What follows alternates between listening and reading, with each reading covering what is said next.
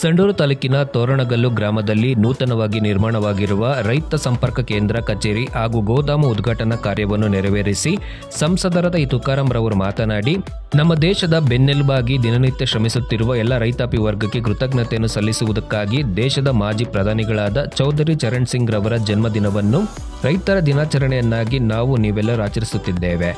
ಅದೇ ರೀತಿ ನಮ್ಮ ಕಾಂಗ್ರೆಸ್ ಸರ್ಕಾರದ ಎಲ್ಲ ನಿಷ್ಠಾವಂತ ಕೇಂದ್ರದ ಮಂತ್ರಿಗಳೆಲ್ಲರೂ ರೈತಪರ ಸಹಕಾರಗಳನ್ನು ಒದಗಿಸುತ್ತಾ ಬಂದಿದ್ದು, ಅದರಲ್ಲಿ ಮುಖ್ಯವಾಗಿ ಗಂಗಾ ಕಲ್ಯಾಣ, ಚೆಕ್ ಡ್ಯಾಂ, ಕೃಷಿ ಹೊಂಡ, ನರೇಗಾ, ಸಾಲ ಮನ್ನಾ, ಕಡಿಮೆ ದರದ ಬಡ್ಡಿ, ಬೀಜ, ಗೊಬ್ಬರ ವಿತರಣೆ ಸೇರಿದಂತೆ ಹಲವು ಯೋಜನೆಗಳನ್ನು ಒದಗಿಸುತ್ತಾ ನಿರಂತರವಾಗಿ ಜಮೀನಿನಲ್ಲಿ ಉಳುಮೆ ಮಾಡಿಕೊಂಡು ಶ್ರಮಿಸುತ್ತಿರುವ ರೈತ ವರ್ಗವನ್ನು ಅಭಿವೃದ್ಧಿಪಡಿಸಲು ಉಳುವವನೇ ಭೂಮಿಯ ಒಡೆಯ ಎನ್ನುವ ಕಾಯ್ದೆಯನ್ನು ಬೆಳಕಿಗೆ ತಂದರು.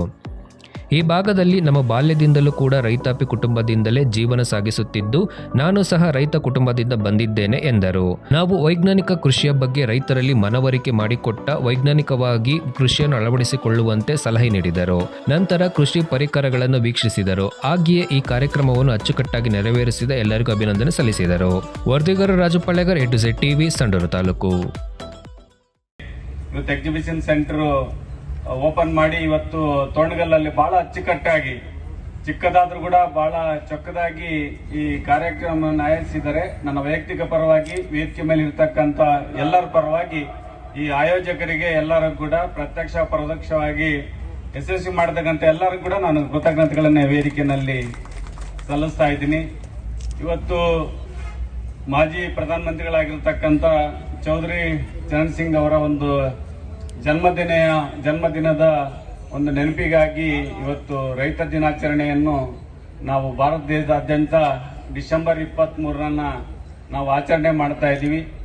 ಇವತ್ತು ಅದೇ ರೀತಿಯಾಗಿ ನಾವು ಲಾಲ್ ಬಹದ್ದೂರ್ ಶಾಸ್ತ್ರಿಯನ್ನು ಕೂಡ ನಾವು ನೆನೆಸಬೇಕಾಗಿದೆ.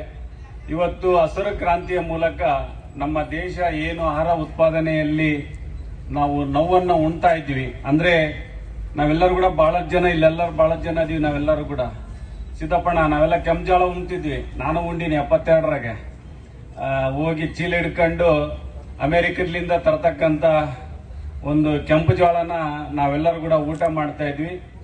ಆ ನಿಟ್ಟಿನಲ್ಲಿ ಇವತ್ತು ಗಮನದಲ್ಲಿಟ್ಟುಕೊಂಡು ಸ್ವಾತಂತ್ರ್ಯ ನಂತರ ದಿನಗಳಲ್ಲಿ 20 ಅಂಶದ ಕಾರ್ಯಕ್ರಮದಲ್ಲಿ ಇವತ್ತು ಹಸಿರು ಕ್ರಾಂತಿಯನ್ನು ಮಾಡಬೇಕು, ಇವತ್ತು ಬರಡು ಭೂಮಿಗಳಿಗೆ ನೀರಾವರಿಯನ್ನು ಕೊಡಬೇಕು, ಅಣೆಕಟ್ಟುಗಳನ್ನು ಮಾಡಬೇಕು ಅಂತಂತೇಳಿ ಇವತ್ತು ಜವಾಹರ್ಲಾಲ್ ಹಿಡ್ಕೊಂಡು ಇಂದಿನ ಮಠ ಇವತ್ತು ಅನೇಕ ನೆನಪಿರ್ತಕ್ಕಂಥ ಒಂದು ಕೆಲಸಗಳನ್ನ ಮಾಡಿ ಇವತ್ತು ನಾವು ಪರದೇಶಕ್ಕೆ ಎಕ್ಸ್ಪೋರ್ಟ್ ಮಾಡೋಂಥ ಒಂದು ಆಹಾರದ ವ್ಯವಸ್ಥೆಯನ್ನ ಇವತ್ತು ನಮ್ಮ ಒಂದು ಈ ಭಾರತ ದೇಶದಲ್ಲಿ ಮಾಡಿರ್ತಕ್ಕಂಥದ್ದು ನಿಜವಾಗ್ಲೂ ಕೂಡ ಈ ದಿನದಲ್ಲಿ ಯಾರು ಇದಕ್ಕೆ ಕಿರೀಟಪ್ರಾಯರಾಗಿದ್ದಾರೆ ಹಿರಿಯರು ಅವ್ರಿಗೆಲ್ಲರೂ ಕೂಡ, ಯಾಕಂದ್ರೆ ಲಾಲ್ ಬಹದ್ದೂರ್ ಶಾಸ್ತ್ರಿ ಜೈ ಜವಾನ್ ಜೈ ಕಿಸಾನ್ ಅಂತೇಳಿ ಇವತ್ತು ಅವರು ಕೂಡ ಒಂದು ಆಹಾರ ಉತ್ಪಾದನೆಗೆ ಒತ್ತನ್ನು ಕೊಟ್ಟಿದ್ರು.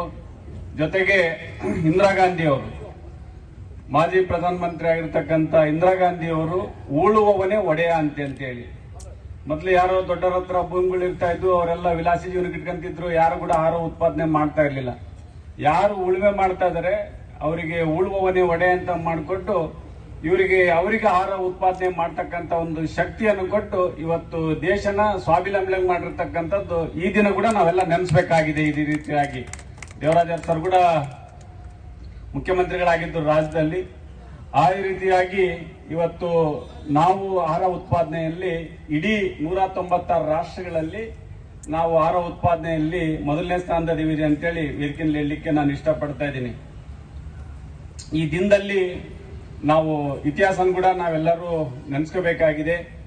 ಇವತ್ತು ಜವಾಹರ್ಲಾಲ್ ನೆಹರು ಕೂಡ ಅನೇಕ ಅಣೆಕಟ್ಟುಗಳನ್ನು ಕಟ್ಟಿದ್ರು, ಇಂದಿರಾ ಗಾಂಧಿ ಅವರು ಕೂಡ ಅನೇಕ ಕಾರ್ಯಕ್ರಮಗಳು ಕೂಡ ನಮ್ಗೆಲ್ಲ ಮಾಡಿಕೊಟ್ರು, ರಾಜೀವ್ ಗಾಂಧಿ ಅವರು ಕೂಡ ಇವತ್ತು ತಮ್ಮದೇ ಆದಂತ ಒಂದು ಅವಧಿನಲ್ಲಿ ಒಂದು ಡಿಜಿಟಲೀಕರಣ ಮಾಡಿರ್ತಕ್ಕಂಥದ್ದು ಇರ್ಬೋದು, ಜೊತೆಗೆ ಇವತ್ತು ಮಹಿಳೆಯರಿಗೆ ಮೀಸಲಾತಿ ಕೊಟ್ಟಿರ್ತಕ್ಕಂಥದ್ದು ಅನೇಕ ಕಾರ್ಯಕ್ರಮಗಳು.